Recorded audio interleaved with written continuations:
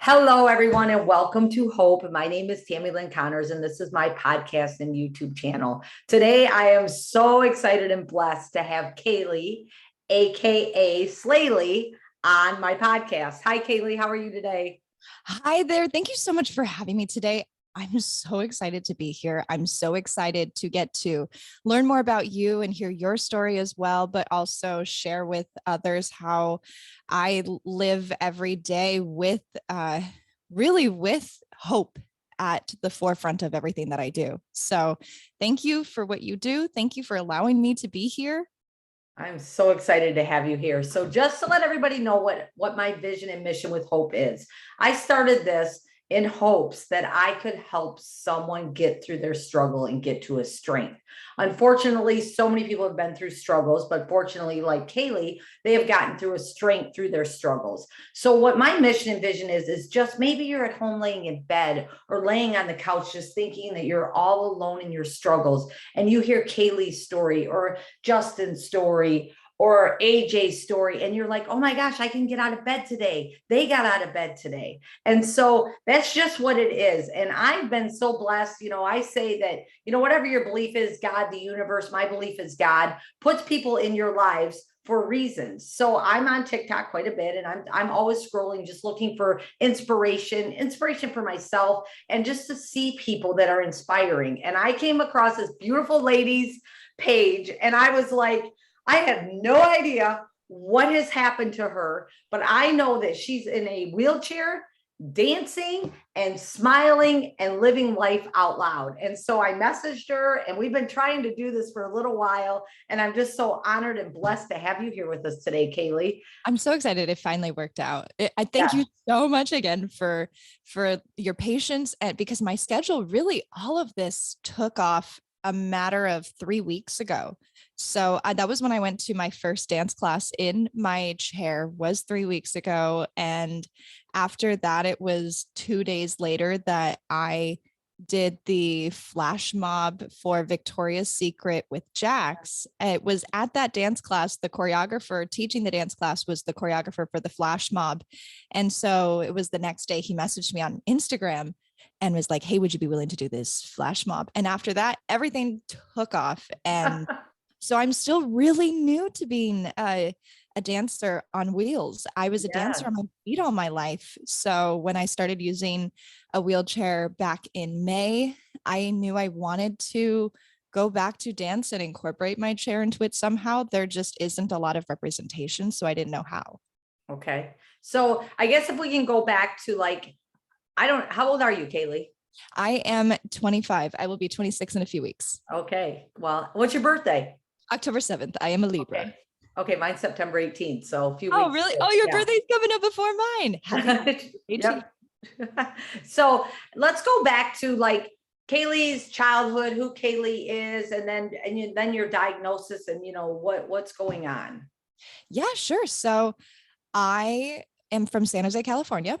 I was born and raised there. We moved around a little bit, maybe lived in Fresno for a little bit, but always ended up back in San Jose. And I danced all my life and did musical theater in the Bay Area. I did children's musical theater and danced at a couple dance studios in the area, did ballet programs, did the Nutcracker every year. I mean, it was my life. Dance was my everything.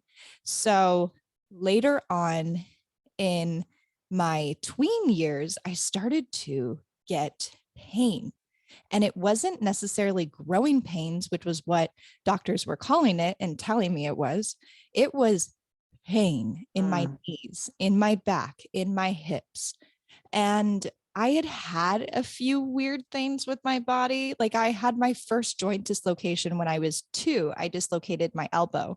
Now at this point, my elbows don't really ever stay in, but that was when it started. It had started all those years, and yet nobody necessarily could put a name to the diagnosis. But what they did notice was when I was 11, my knees were different heights. So my legs are about 2 inches different in height, and no one ever can tell or could tell. So they noticed that, and then they noticed my spine. And I started forming a very rare type of scoliosis where it curves your entire spine in one giant C. Normally the spine will balance itself out at an S, but it was from my hips into my neck, one big giant C that my spine just collapsed into. So it did get very severe. I was unable to walk, and my lung was crushed by my spine, and the rotation was very severe. So that was when I started using a wheelchair, honestly, when I was 12 years old. That was the first time that I used a chair, was because I could not stand upright because of my spine. So I was basically living at Stanford at this time. They could not diagnose it. They could not figure out what it was. They thought it might have been a couple different conditions. Like, I know I have a lot of followers on my page who have something called Marfan syndrome, which is similar, but they just never found what it was. And they didn't necessarily have the means to continue testing for something they didn't know. So my spine was inoperable. My type of scoliosis was inoperable technically. They would have had to do rods from my hip to the base of my skull. So they said no, they were going to full body cast me and basically break my back. So that was the next solution. I ended up doing a non-surgical treatment that was being piloted at this time in the Bay Area. And all of it, again, non-surgical, focusing on the nerve tension in the spine. And it brought my curve down from 63 to 15. Oh, wow. So my spine, because of the bracing, the type of exercising, the traction that they do, the way that they look at scoliosis, I've been able to hold my spine a bit more stable than I ever would have been able to without them, because later on it was found to be Ehlers-Danlos Syndrome. But again, after the scoliosis, kind of my doctors all dismissed it because the scoliosis wasn't a problem anymore. They just didn't know. I was working at Disneyland. I had gone to college in Hollywood for musical theater at AMDA, and I was working as a parade performer and a performer at Disneyland. And I passed out during a parade. And there was nothing that necessarily should have caused this to happen other than it was a hot day and I was in a full body costume, but I passed out during the parade.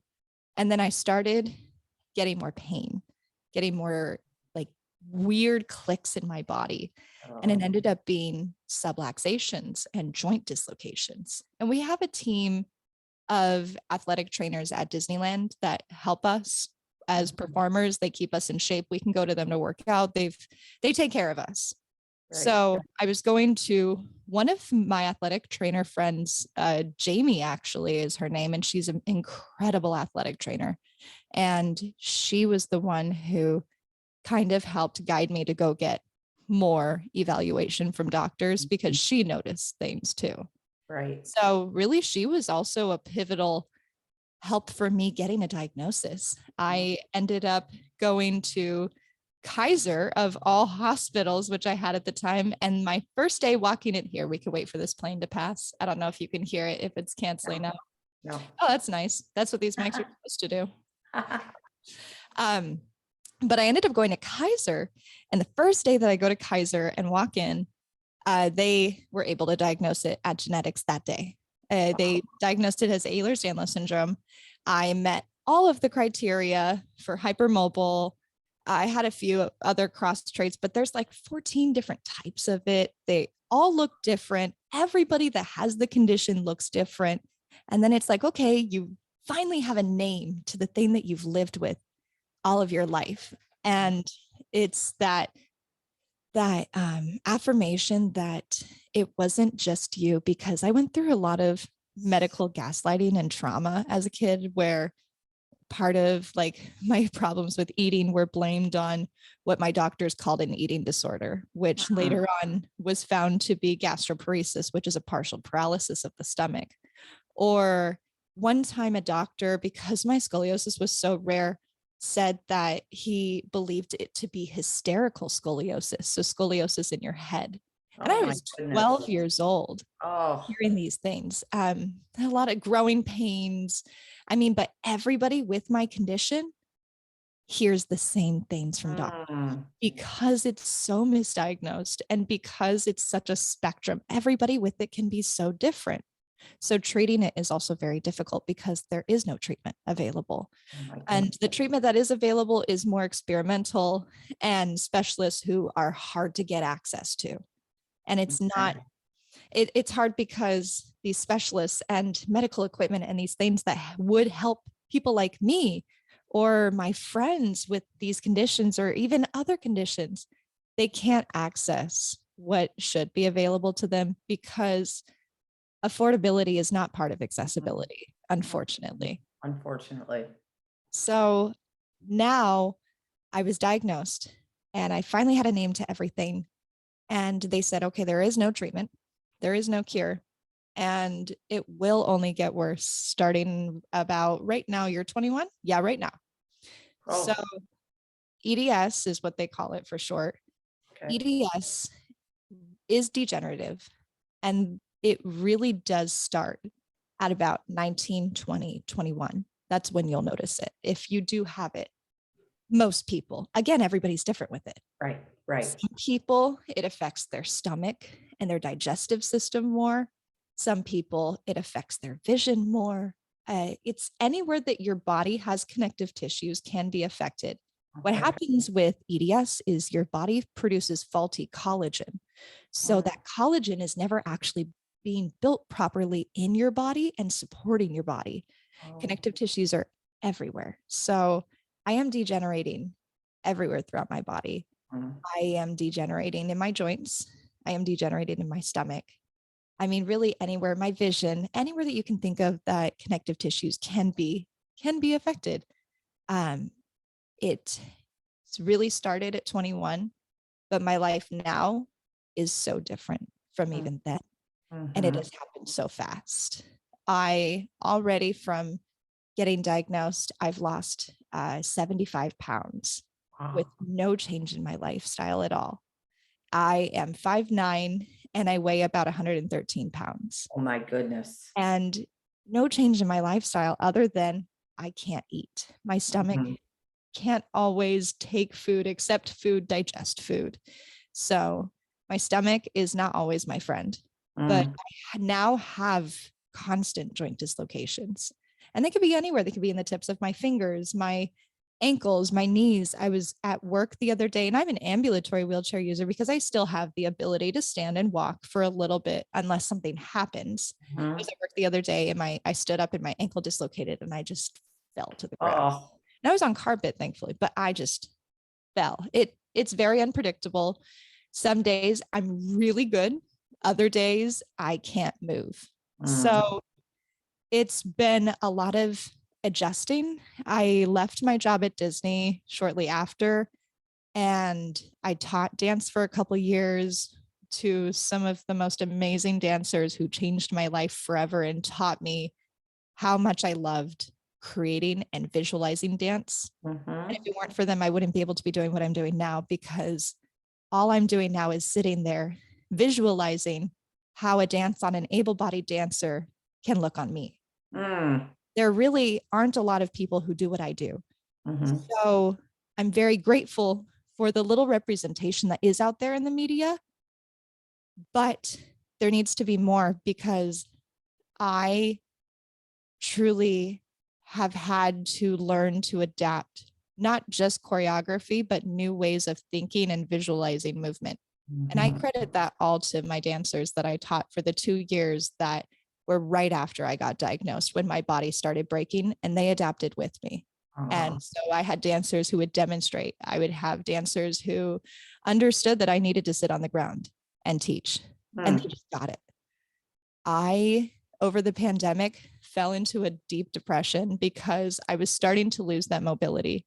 mm. So my boyfriend and I went on a bucket list trip and we lived in our van, drove across the country, and then came back to California. And when I moved back, I decided I was gonna go for it, but I just didn't have a wheelchair yet, so I couldn't do it. I would go try to do classes and sit down on the floor for a little bit, but it was a struggle. As soon as I got my chair, though, I was starting to feel the struggles of what wheelchair users do go through, especially being ambulatory.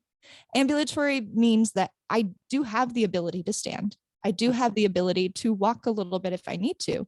And actually, most wheelchair users are ambulatory. Mhm. So people don't understand because they assume that everybody who's in a wheelchair is paralyzed. Right. I walk around when I get out of my car to walk around to the back to get my wheelchair out.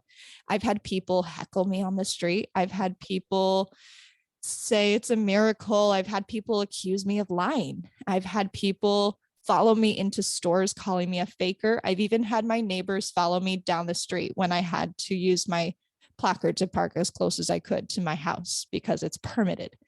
I've even gotten a lot of hate and mean comments on the internet too from people, but honestly, I don't care. Learn Good. to not care because then I see the comments and the messages from people who are also ambulatory wheelchair users who hide in their houses because of this. Mm. 1 in 4 people are disabled. If that many people on this planet are disabled and need to use an assistive device of some sort, and we are not yet at a place where we all can understand that needs are needs and they should be met without judgment, it just breaks my heart. And I Mhm. get it now. So it makes me want to do it more. Yes. So now Yes. I go into dance classes and I'll go to these A-list celebrity dance studios and I won't tell anyone that I'm going. I'll just go and I'll test the accessibility of the whole thing, adapt the class, and then just take it all in and continue doing it. So that way there's more representation. Because every time I go, I try to teach people what ambulatory looks like. Mm. And I really wish there was someone doing that for me when I first started. It really would have helped me.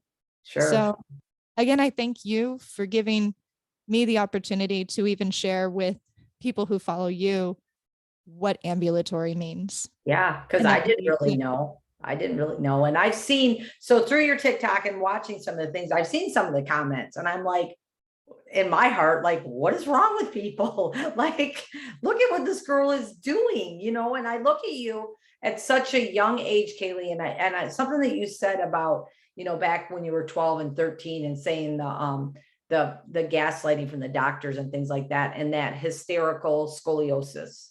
Right. I have a friend that I interviewed a while ago, and she had what they call the hysterical pregnancy. And I'd never heard of that before. And can you share with people what kind of that means to that hysterical part of it? Yeah, so it's when your body undergoes the symptoms of it, but it's not actually happening. Mhm. So hysterical pregnancies are actually quite common. Mhm. Hysterical pregnancies do happen. It is not ever the individual's fault. It is not ever the individual's fault who is undergoing these symptoms. Your body physically undergoes it. Hysterical scoliosis is very uncommon. Mhm. And I personally have never actually seen it other than reading about it. I've talked to a lot of people at this point because I've been doing nonprofit and spokesperson work for scoliosis and the Scoliosis Care Foundation since I was 12. And Okay. I've never ever talked to anybody who has been diagnosed with hysterical scoliosis. And I bet there are people out there who do understand what that's like. And I would be eager to talk to them about it because being labeled with hysterical scoliosis really affected me for I bet. years. And I would like to understand. Right. I'm Right. I am always one to want to understand. But Yeah. at the Yeah. same time, hysterical scoliosis, it just doesn't happen. Right. And that's the thing. Like, you have those people, whether it's a doctor or somebody. I was just talking to somebody about this yesterday. They say something to you, even though it's probably not the truth. But as time goes on and you just keep thinking about it, thinking about it, thinking about it, that's when our mind actually thinks, well, maybe they're right. Maybe I am a little crazy, basically, because that's almost what it made you feel like, right? Like maybe this is all in my head, even though I know it's not all in my head, you And know?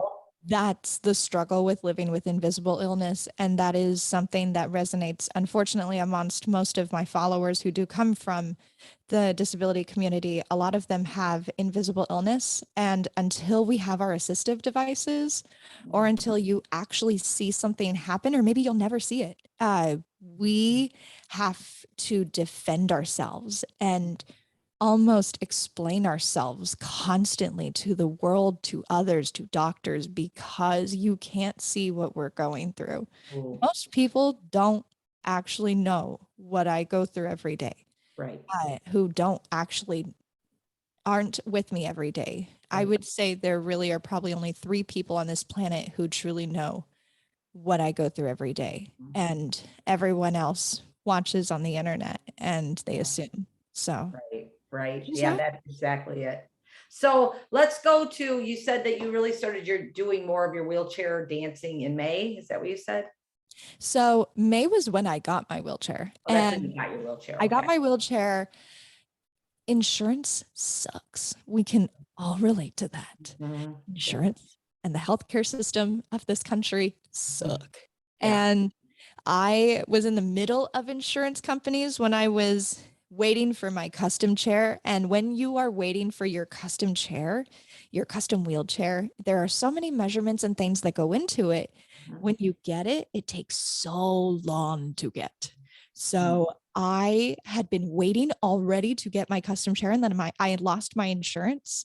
So Oh, then during that time, it was like, okay, technically I'm ambulatory. I got walking crutches. That doesn't help at all. I am degenerating. I'm getting worse. And I started a full-time job at that time. So I could not do it. I was struggling. And so I reached out to a foundation, Triumph Foundation down here in LA, and they actually gave me this chair, this loaner chair awesome. that was fit to me as best as it could be. Even the wheels were, they considered my EDS, that my fingers can't get caught in bars and dislocate on the wheels. Okay. It's easy push. It's incredible.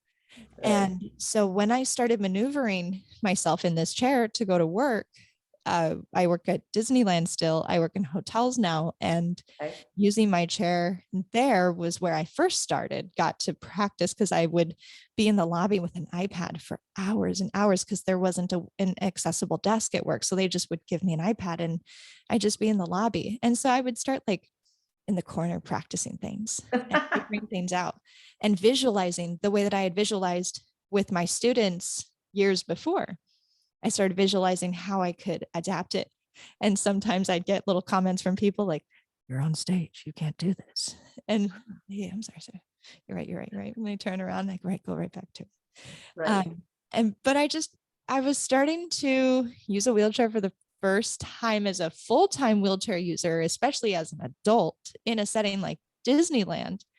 I was very insecure at first, and dancing and having fun, and I put lights on my wheelchair. It made me love my wheelchair more. And then people started loving it with me. And so I'd Nice. get kids who come by and dance with me too. And then we would like do princess twirls together, and they'd be in their princess dresses and I'd be spinning in my chair with my pink lights on. And people loved it. And it was positive representation.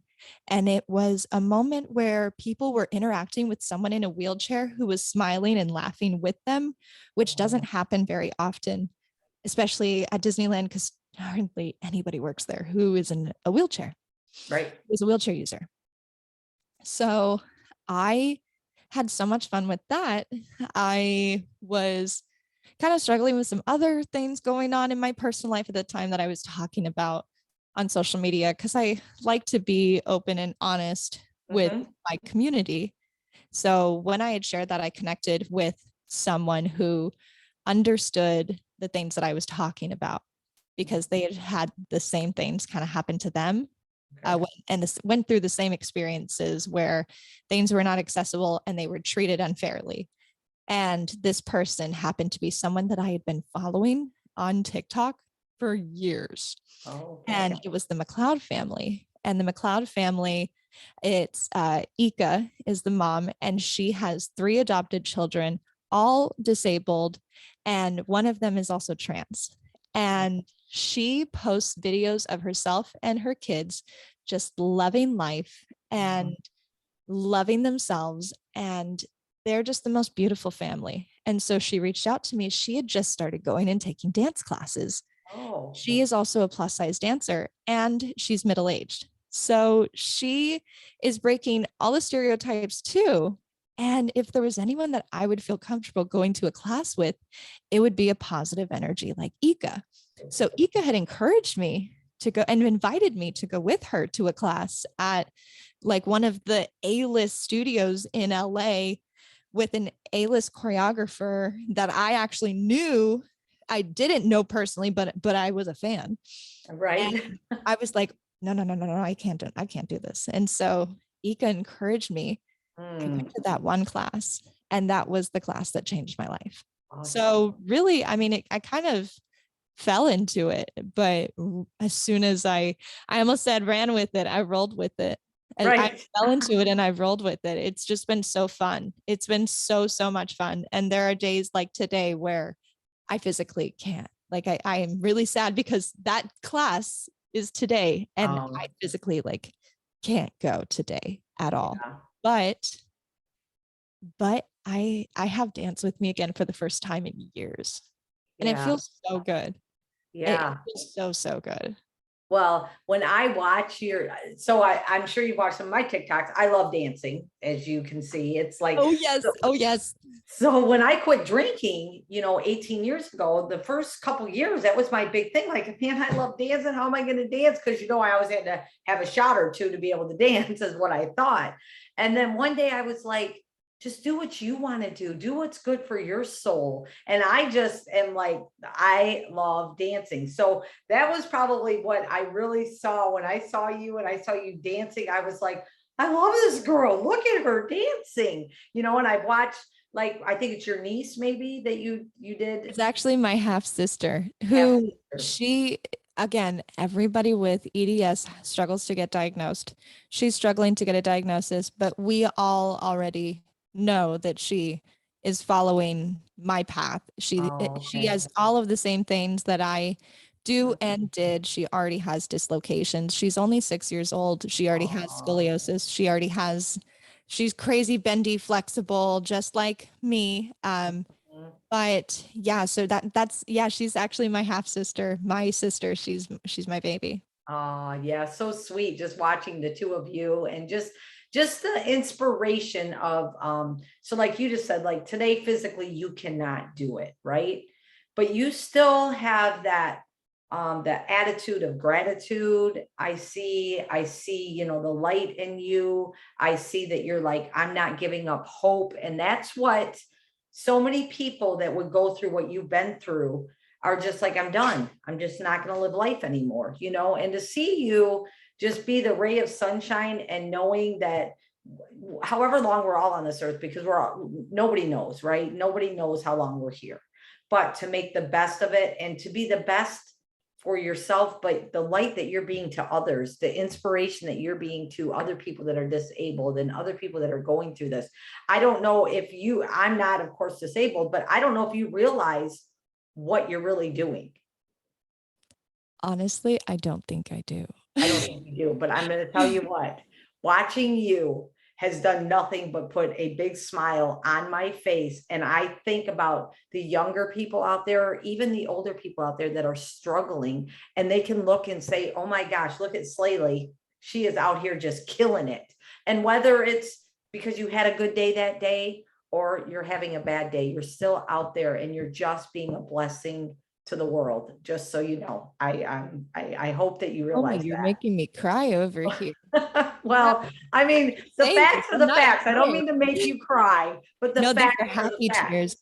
Yeah, well, that's good because you are truly a blessing, and I can't. So I'm thinking in my head as we're doing this, like either we're going to have to do duet TikTok, or I will be out in California in April of next year because I'm officiating a wedding and I'll be in the Sacramento, Lincoln area, but my friends live in I Fremont. love Sacramento. So that was where I went and taught dance for 2 years. That Oh, was okay. where I just like ran away and moved out of LA and was like forget it all, screw the world. I'm gonna go teach dance to a bunch of amazing, amazing kids who are so talented and grateful and just wanted to be there. Yes. I'm telling you, I would hire every single one of those dancers right now if I could, Yes. and I would tell everybody to hire them because they changed my life and they know Mm, who they are. They changed my yeah. life. Yeah, that's awesome. Now, real quick, I want to go back to, you said that you and your boyfriend went for a year across the country. Is that what you said? So it was for a few months over pandemic. Yeah, we drove across the country and just went to all the national parks Oh, that's and so lived in a cool. minivan me and my mom had built a queen bed frame with storage underneath for. I had a little kitchenette. We had a bathroom in there. We had a toilet that could flush. Oh my gosh. Bragging rights, no flex, but yeah, it could flush. And we had a portable shower that was solar heated too. I mean, I thought of everything. That's so awesome. It was so much fun. It really honestly was my trip and I just invited him.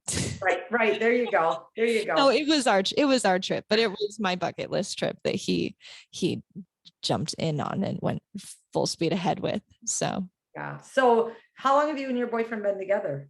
actually we met working at Disneyland Did you? Okay. before I was diagnosed. We've been together for this December will be 5 years, and he has been there with me every single step of the way with my diagnosis, with degenerating, with starting to use assistive devices, even the nights that I have like middle of the night emergency room runs because I have a blockage in my stomach and I'm Mhm. screaming into a pillow because it hurts that bad. Oh, He's there for me every step of the way oh, and that's so awesome. hasn't necessarily hesitated. So That's awesome. hasn't That's run away yet. awesome. And Yeah. what's crazy though, what's crazy about Mr. Steven here is that we have the exact opposite condition. So he has scleroderma, which is actually really rare in men. And his connective tissues are hardening over time. Oh, So yeah, it's pretty crazy because we are exact opposites. wow. It affects his skin, it affects his lungs, and it affects his stomach. So, Oh, wow. Wow. Well, truly a blessing. And I can't wait to meet him too, because I'm sure his story of hope is amazing also. oh, in more ways than just one, he's incredible. Yeah, yeah. So like I said, I would love to like do a TikTok together, or like I said, I'm not gonna be out there till April, but my friends live in Fremont. So I like to come out there and Oh, visit give me an them. excuse to go home. Okay. Yeah, yeah. So I'd love to do that. Is there any like, you're such an inspiration, like I said, and I'm just blessed to know you now. You're stuck with me. I'm your friend forever. So I don't know what to Deal. tell you. Deal. I'm like that. I had a lady say the other day, she's like a bad penny that kept showing up. I'm like, no, you're a good penny. You're a good penny. Don't You're ever good, forget that you're a Penny. good penny. Yeah, not a bad penny. So is there any like last words that you'd like to say to anybody? Just some encouragement, because I'm sure that daily, your struggle is daily. And so I'm sure that it takes a lot for you to just know that you're going to get up and you're going to make it the best day that Kaylee can make it. Um, how do you do that daily?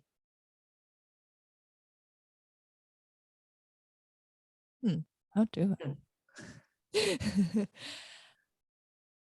You know what? You said earlier that you appreciated my positivity and my light because I could have gone to that dark place.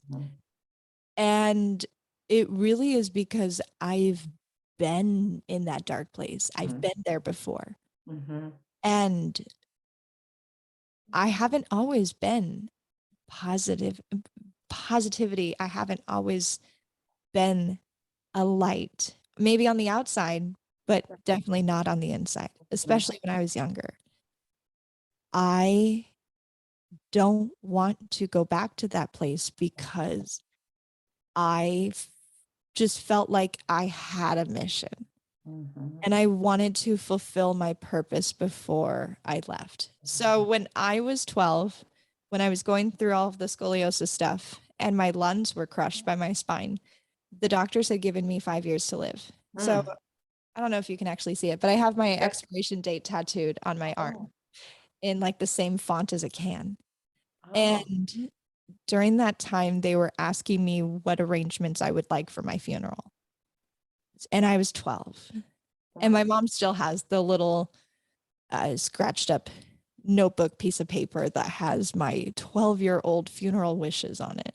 Oh, So not every day is easy, right.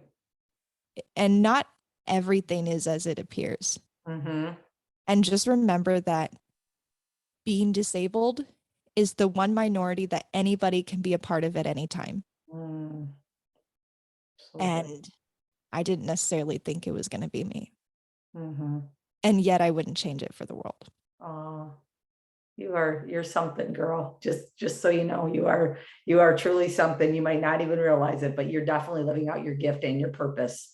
And Thank I'm just, like I said, blessed and honored to know you. So I can't wait. I always say I re-interview people in 6 months or a year or whenever we need to, of what's going on. But I cannot wait to personally meet you and just give you a hug because I'm just blessed. Yeah, Just the ready hugs for the there. Zoom Air hug. hugs, air hugs, air hugs. So, Kaylee, once again, I want to thank you so much for jumping on Hope with me today. Everybody, this right here is a true inspiration, true story of hope. If you're at home and you're struggling and you don't feel like you can get out of bed, just tune into Kaylee's story. You're going to be like, oh, wait a minute. Kaylee gets out of bed every day and just does the best that she can. You can do that too. So, Kaylee, once again, thank you. Is there anything you'd like to say before we go? Thank you so much for letting me come here to share my story, to help inspire others who are part of my community, or just anyone anywhere. That's self-love. Yes.